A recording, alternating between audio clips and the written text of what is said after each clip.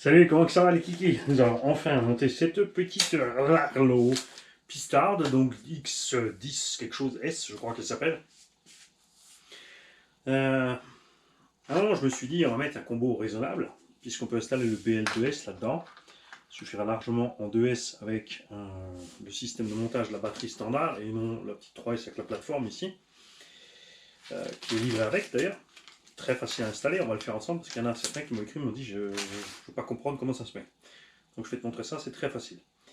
Et finalement, souvenez-vous que nous avons aussi encore, puisque tout est vert ici, un combo Castle 4600 kV, en 2S, à mon avis, c'est un engin pas très lourd, ça va faire merveille. De plus, il rentre plus facilement, le vario aussi hyper compact, on lui ajoutera peut-être un petit ventilo dessus, mais il est très léger, compact, ça me va bien aussi, donc du coup il dérangera pas trop. C'est vrai que moi j'aurais mieux vu le vario là-dedans, honnêtement.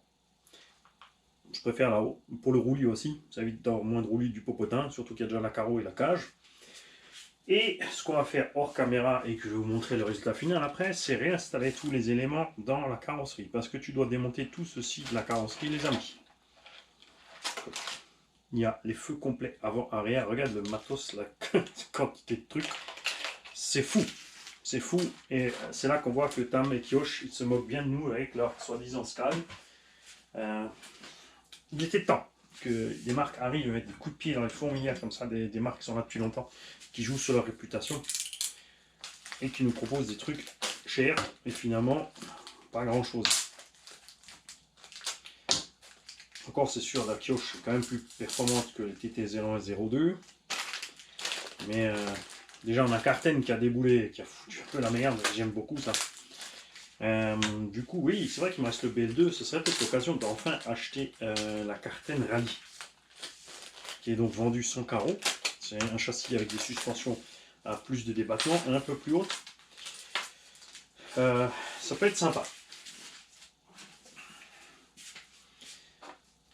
On a le petit cerveau qui va bien. Alors ça, c'est un 6 kg. L'origine de cette taille fait 9 kg quand même. Parce qu'au départ, c'est vrai qu'on se dit un peu bon, à 20 balles le cerveau, alors que les autres sont à 10.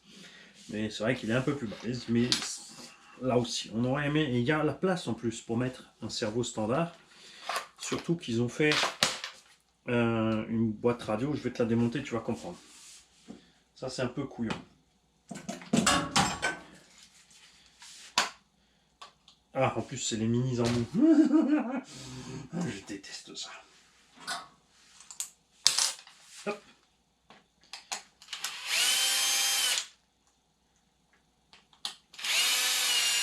Évidemment, si tu prends les RTR, t'as rien à faire, la peinture est déjà faite aussi. Et je suis pas fan du combo du RTR, surtout pas du Vario. Hein. Le Vario, il me convient pas du tout. Et là, j'ai enlevé une vis de trop.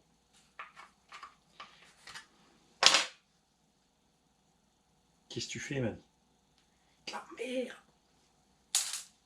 Hop.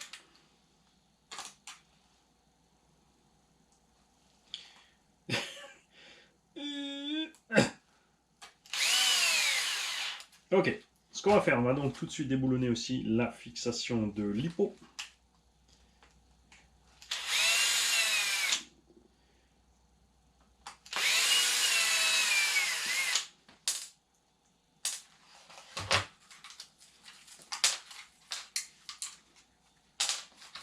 Ainsi que la platine Vario.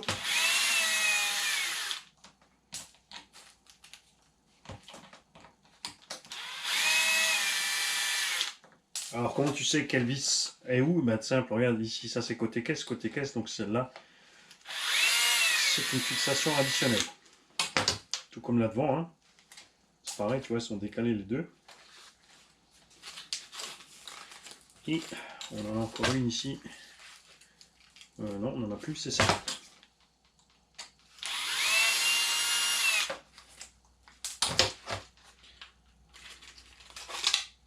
Voilà.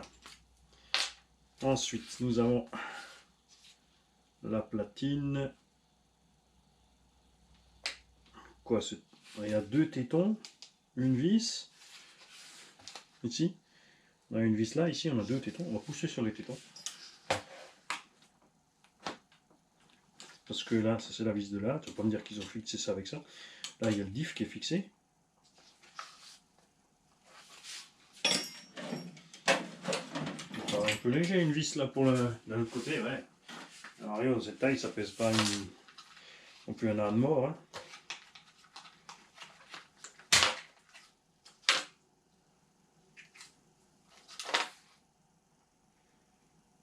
Non, c'est bon, c'est ça, il y avait 2 vis. Et le téton. C'est tout. Et le téton est juste resté collé. Donc, regarde. Tu as largement la place pour un cerveau standard en épaisseur. À cette même place. On va mettre un low profil, hein, tu n'es pas obligé de mettre un large. Mais ce serait un peu plus standard. Puisqu'ils ont rajouté une deuxième boîte radio. Et moi je serais assez partant pour avoir, puisqu'on a ici la lipo, avoir le cerveau donc standard, le profil couché là, et de pouvoir mettre le vario dessus, tout simplement comme ça. Et là le moteur et le truc, et là le vario. Comme ça on est bien équilibré et tout est en bas. Et c'est peut-être ce que je vais bricoler. On verra. Ce qu'on verra aussi, c'est que, évidemment, au niveau des pignons, ce ne sont pas des standards. Si c'est peut-être pas un peu mucho violent, avec le 4006, alors en 2S, ça devrait être déjà poussé bien. En 3, ça risque d'être un poil trop. C'est même plutôt sûr. Évidemment, le PL2S ne prend pas 3.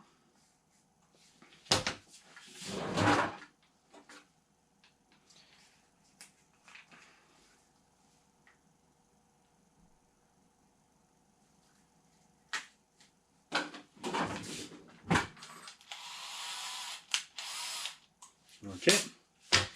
Pour installer le moteur, on a ici un cache à enlever, un seul unique. Je ne les comprends pas. Ils mettent des vis toutes réquillées à certains endroits et de l'autre côté, pour un cache plastique, on a du M3.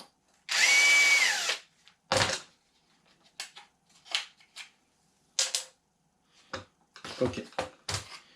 Tu installes ton moteur sur ton rail. C'est livré avec. Au niveau des vis, tu feras gaffe. Il ne faut jamais prendre des vis trop longues pour fixer un moteur, puisque tu peux aller endommager le bobinage qui est dedans. Il y a de plus en plus de moteurs maintenant à l'heure actuelle qui sont livrés avec des trous bornes, ce qui fait que tu ne peux pas aller trop loin. Ça permet aussi de les faire IP67 sur la norme.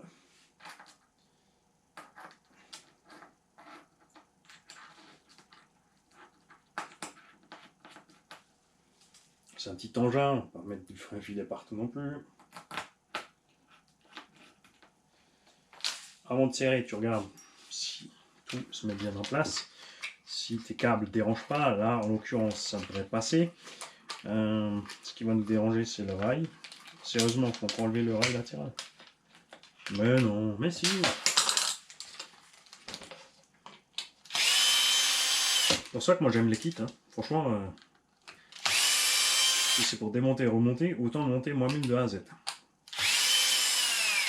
Et si le RTR n'avait pas le vario à la noix avec le frein automatique là, j'aurais peut-être pris le RTR.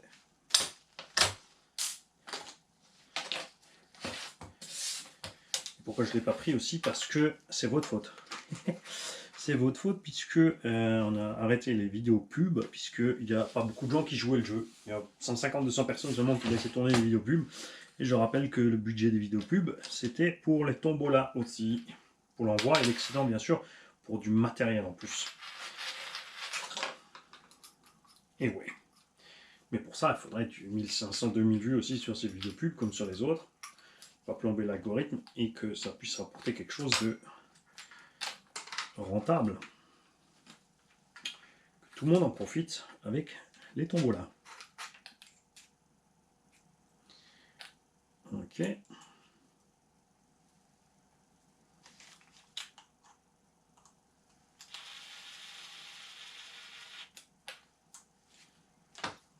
On va voir la distance à laquelle on met le pignon.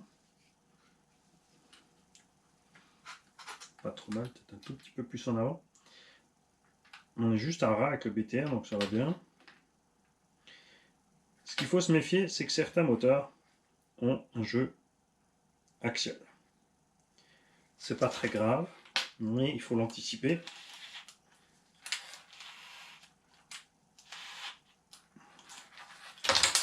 Si l'axe, tu vois, il rentre toujours un petit peu, si tu es trop près du carter, tu vas aller usiner là. Ça, forcément, c'est pas bien.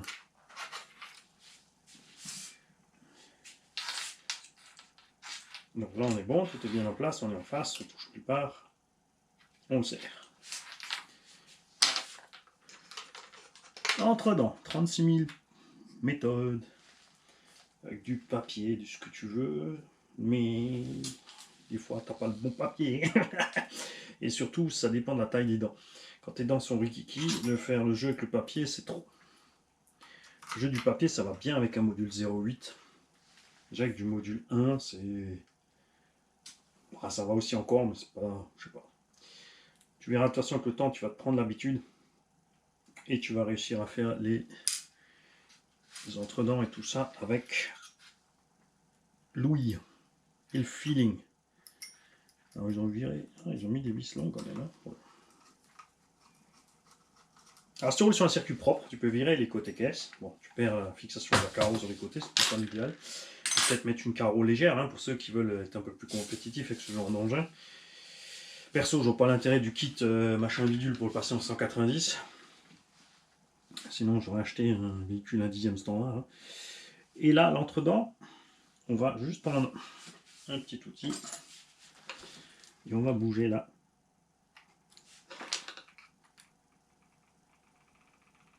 Et ben on est pile poil bon. Je sais pas si tu l'entends. Tu sens le petit clic-clic, tu as le petit jeu sur le machin. Moi ça me va, on va le serrer comme ça. De toute façon, si tu as un doute, tu ne serres pas à fond tes vis. Tu fais un petit essai avec le vario, tu fais tourner. Si ça siffle, t'écartes un peu. Si ça claque entre gaz-frein, c'est que tu as trop de jeu. Je vais te remontrer. Passe-moi mon couronne. Quand tu as le visu dessus, c'est ce qu'il y a de mieux. Il y a plein d'engins où tu vois clairement dessus. Alors, je te montre. Si tu es à fond dessus comme ça, là, tu vois, les dents au fond des gorges, tu vas siffler. Si tu es ici, tu vois, tu as trop de jeu, tu vas taper, tu vois tout ce jeu-là, tu tapes sur les coins des dents, tu abîmes les coins des dents et tu peux les casser. Et le bon jeu est simple, c'est que tu dois mettre une pointe de dent au fond, ici, du contre-creux, et tu dois avoir un tout petit espace entre la pointe et le bout, et un petit espace entre les dents. Tu cherches tout simplement à avoir une distance égale sur les trois. Ça varie pour plein de raisons. D'abord, la taille des modules, puisqu'il y a du 0,6, 0,7, 0,8, du 1, du 1,5, du 1,75, du 2, de ce que tu veux. Et ça dépend aussi de la forme des dents. Il y a des marques qui font des dents méga pointues comme ça. Il y en a qui les font arrondies. Et le mieux, c'est les dents qui sont comme ceci. Elles ont un petit bourrelet au départ. Et à quoi ça sert, ce petit arrondi avant la fin? C'est que la contre-dent, tu as une pente douce, tu es bien sur l'arrondi. Et quand tu arrives dans le creux, ta pointe est bien au fond sans pouvoir aller justement siffler parce que c'est trop, ou s'il y a des petites saletés dedans, on les coincer dedans.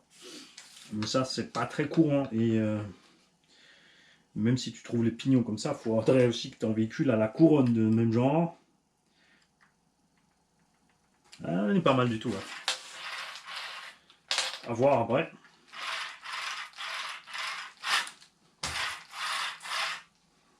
Dur à dire.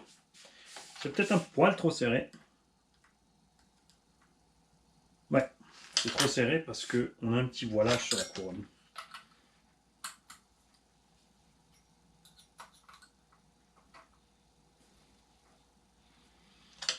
Et quand tu serres, tu déplaces un peu le moteur.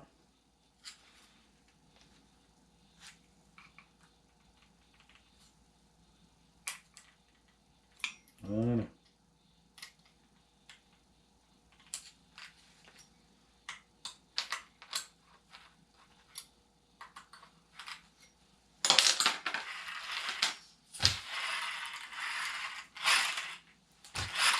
C'est mieux. Alors tu as toujours un petit sifflement métallique puisqu'on a une couronne en acier, un pignon en acier. C'est des toutes petites dents, ils l'ont fait pour avoir une grosse démultiplication. L'inconvénient, bien évidemment, c'est qu'ils ont dû utiliser du matériel très dur pour arriver à leur fin. Pour installer le bac lipo standard, tu avais donc avant ces deux pièces-là, plus cette sangle-là. Et maintenant, tu te retrouves avec 4 supports. Pas 4 soumis, mais 4 supports. Tu peux pas te tromper. L'anthrax n'est pas le même entre les différents supports. Ceux-là vont en haut sur le rail en plastique. Les étroits vont en bas sur le châssis. Ceux qui vont sur le rail en plastique utilisent les vis forcément à tête bombée ou plate. Pas besoin de fraisage. Je vais le mettre sans les sangles, qu'on voit un petit peu ce qu'on bidouille. Hein. Ça sera plus simple. Je pense. Et plus clair pour vous.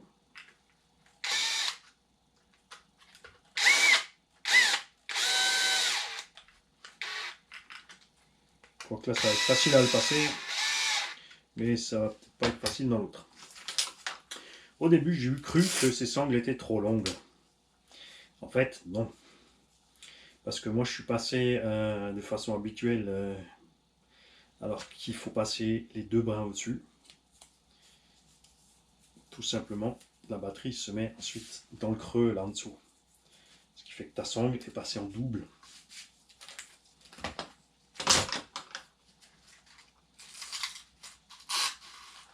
Ce qui est un peu dommage, c'est que tu es obligé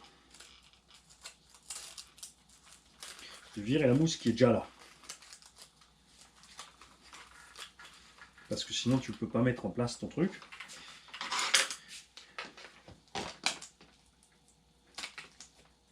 Alors soit tu risques de rayer le châssis, soit tu auras des restes partout.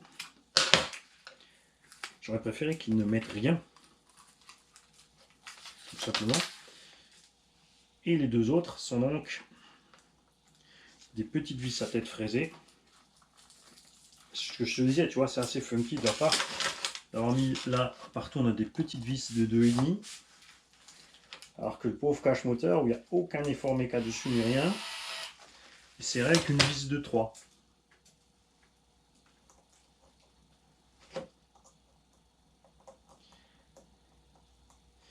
Alors celle-là, je l'ai pris pour son look terrible. Parce que la base du Rogue One est... du Rogue One, du Omni Terminator est absolument génial. Pour ce qui est de la précision de conduite, l'endurance et la solidité. Pour un prix pas énorme, tu as quand même plein de choses dessus. Je veux dire, le petit LED complet pour... Voilà, c'est rigolo des fois, il faut dire ce qu'il est, on aime bien. Le deuxième, là aussi, tu vois, tu es dans la mousse. Et après, par contre, il faudra bien faire attention. Il faudra impérativement remettre de la mousse. T'en fournisse. Et ne pas oublier, point très important, ceci. Celui-là, c'est la butée avant ou arrière, quelque part là. Je ne me souviens plus maintenant du coup. Bravo Mani. Bien joué Mani. Échec Mani. Je sais plus si il y a une butée avant ou pas. Au pire, on peut laisser celle-là. Hein. Pourquoi je l'ai enlevé celle-là? Ben oui, pignouf.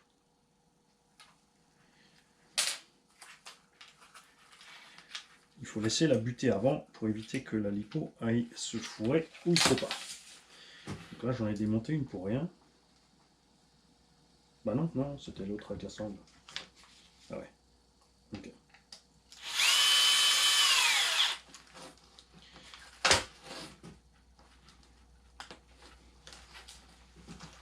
Ok.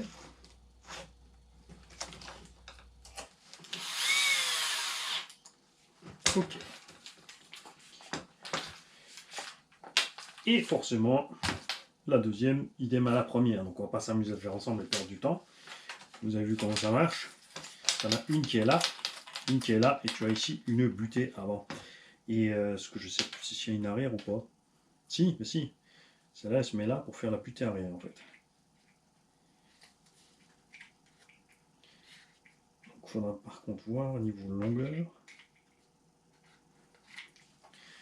si ça passe bien cette affaire. Il y a un sens puisque ceci va se mettre ici sous le cache de la transmission. Tu dois le glisser par derrière et hop, tu as ta butée.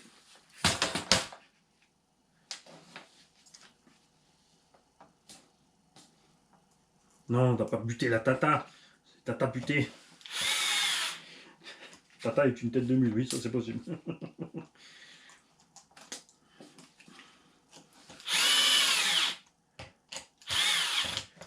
D'ailleurs, d'après Warthog, je suis assez d'accord avec lui, il faut maintenant m'appeler Vico, parce que Vico c'est le roi des patates. C'est-à-dire que je suis une patate chauve sur les côtés. Bien. Donc ça on va faire tout à l'heure. Et maintenant, franchement, j'ai très envie quand même de faire ce que j'ai dit, d'aller coller un cerveau, le profil.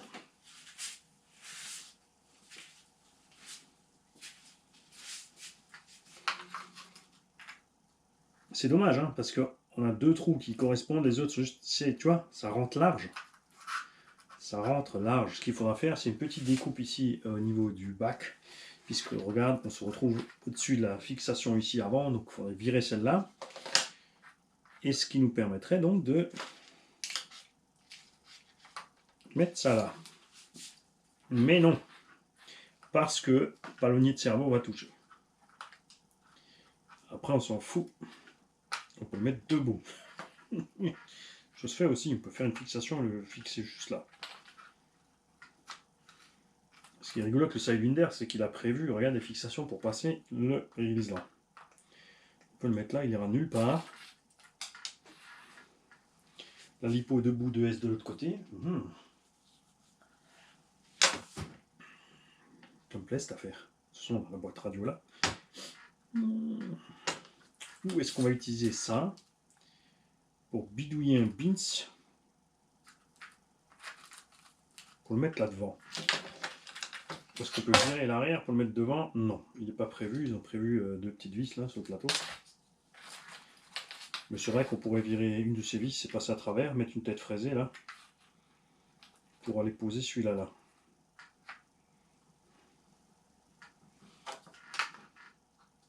Pourquoi pas?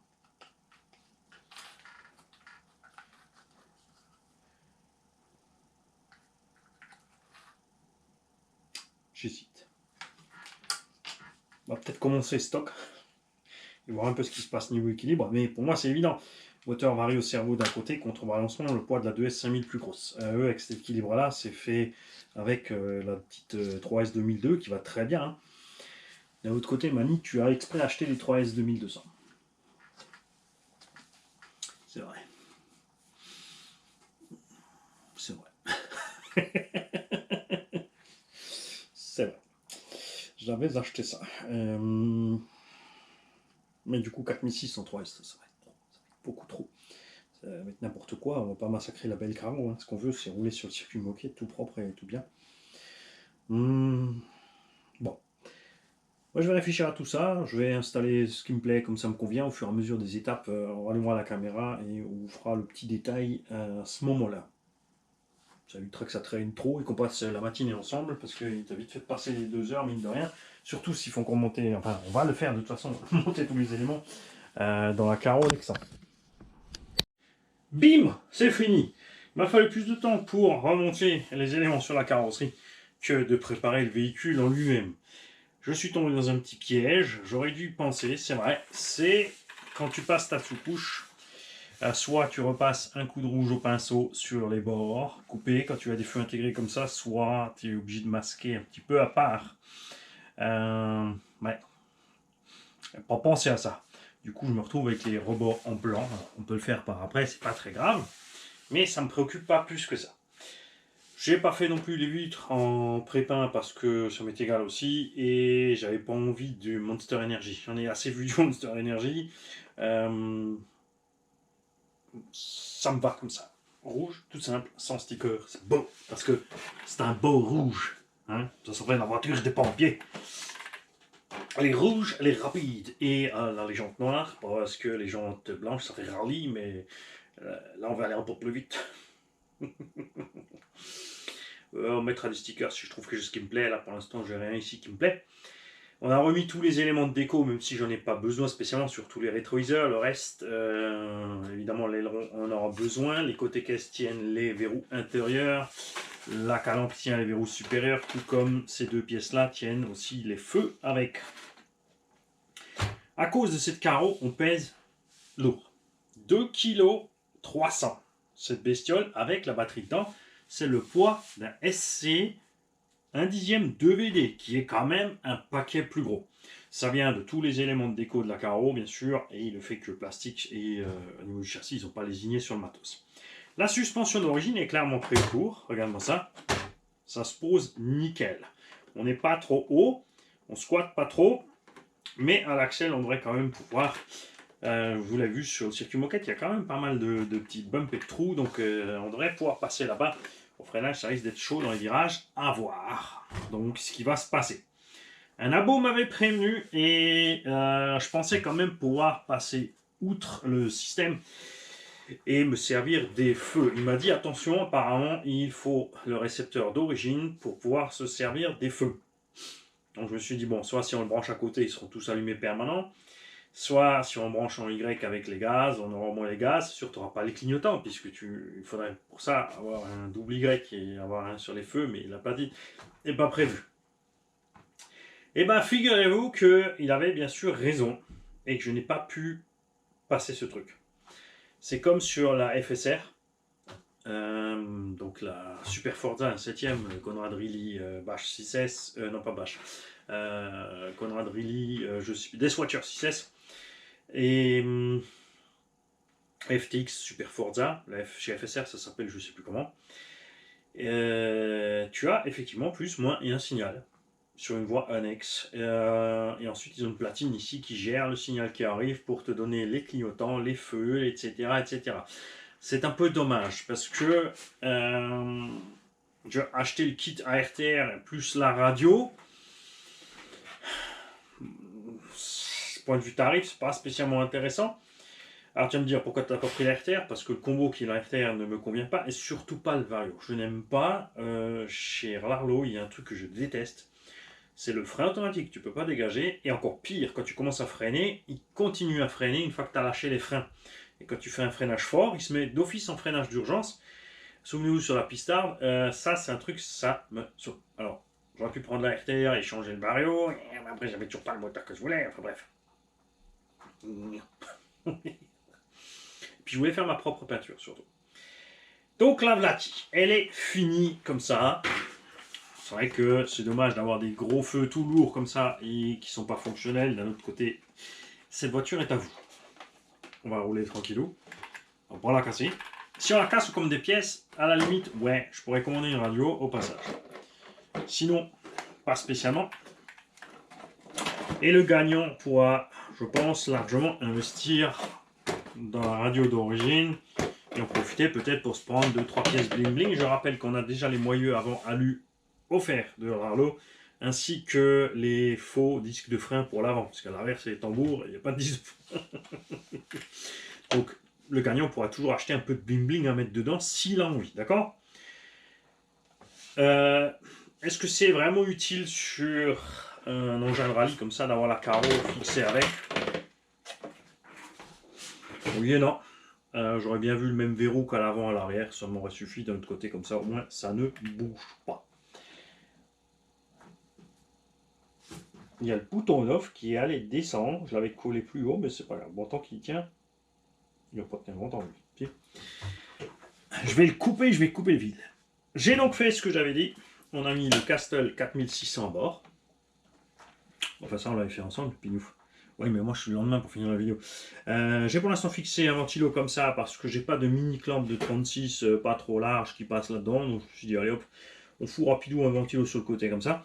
On en a vissé un sur le Vario Castle. Le vario est double facé sur le couvercle radio plus la petite sangle qui passe dessus. Ça, lui, il ira nulle part. Mais moi, ça me plaît beaucoup mieux comme ça, point de vue équilibre. On a donc toute la platine de réception d'un côté et la batterie de l'autre. Et du coup, on est, tu vois, on navigue un peu entre les deux, ce qui est pas trop mal. Et comme j'ai dit, je préfère de toute façon, si le poids est en haut, je préfère que ce soit devant en haut que derrière. Elle est déjà assez lourde avec l'aileron et les feux et tout le tralalou dedans. Si tu te demandes ce qui se passe si tu branches la prise des feux, c'est que en fait, tu as un clignotant qui reste allumé d'un côté. Et selon la voie ou le sens, ben, c'est de l'autre côté. Mais ça s'arrête là. Tu n'as pas plus. Tu n'as pas plus. Si certains d'entre vous se sont déjà penchés sur le système et ont trouvé comment faire autrement, vous faites signe. S'il n'y a vraiment que la radio d'origine pour le faire, c'est un peu couillon quand même. C'est dommage. J'aurais bien vu ça sur une voie annexe, comme dit, et juste le fait que tu branches, au moins tu as les feux de position, le reste, qui c'est qui met le clignotant sur un circuit, on s'en fout. Les feux stop, c'est rigolo, c'est vrai, mais tu les vois pas toi-même. Le gars qui est derrière, il les voit pas non plus, puisqu'il est à côté de toi, accessoirement. C'est pour ça, au début, ça m'amusait aussi, les feux stop, et finalement, tu te dis, bah, en fait, ça sert à que dalle, quoi. Ça sert juste quand tu es en ligne dans le sens du circuit où tu vas, quand tu es derrière la voiture, sinon ça sert à rien. Ça peut être rigolo pour le public. C'est vrai. Et j'ai mis une petite Dimbo de Bob Radowski. Vous aurez une Hypo 2S de Bob Radowski et un petit chargeur automatique si besoin. Tout fonctionne bien. N'oubliez pas que les côtés caisse sont verrouillables ici. Ça permet d'avoir une structure pour pas trop s'écraser. Cerveau va bien. Cerveau d'origine aussi est franchement bien. Et au côté des gaz,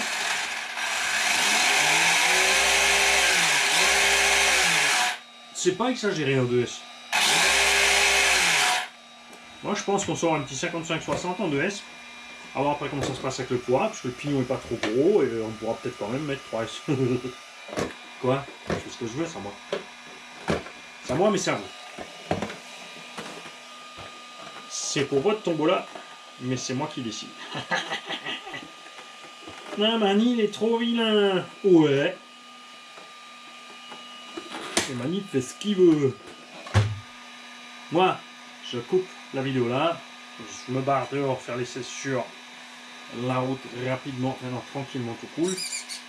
On va voir si on est bien trimé. Tout ce genre de choses. Ça va pas l'air trop mal en statique. On va laisser les diffs où ils sont d'origine. Ça part sans copie, malgré les 4600 kW. Cool. Ça va donner ça. Allez, je file.